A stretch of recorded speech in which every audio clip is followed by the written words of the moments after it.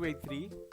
Our lesson for today is about the CVC pattern, or the consonant vowel consonant pattern.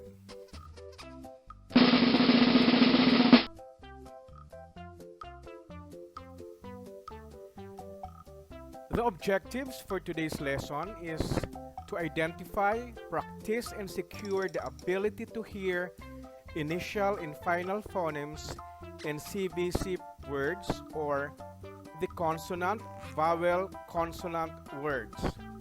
Number 2 is to blend phonemes to read CVC words in rhyming and non-rhyming sets.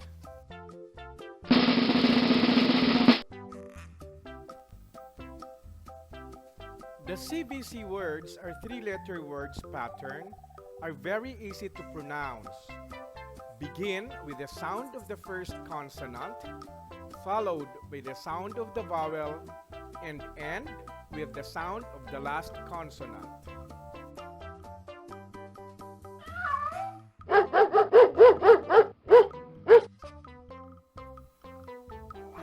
Examples: cat, dog,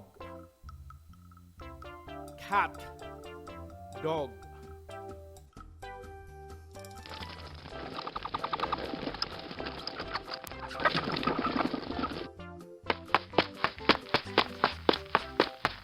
Cat,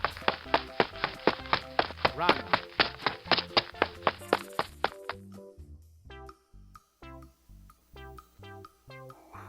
Van, jump. Map, hot, mat, top, bag, man, cat, pan, cup, bat.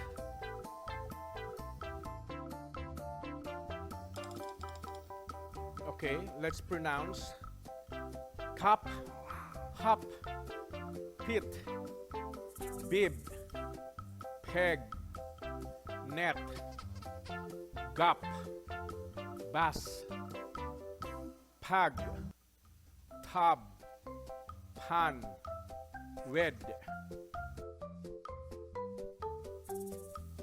Okay class, it's your turn.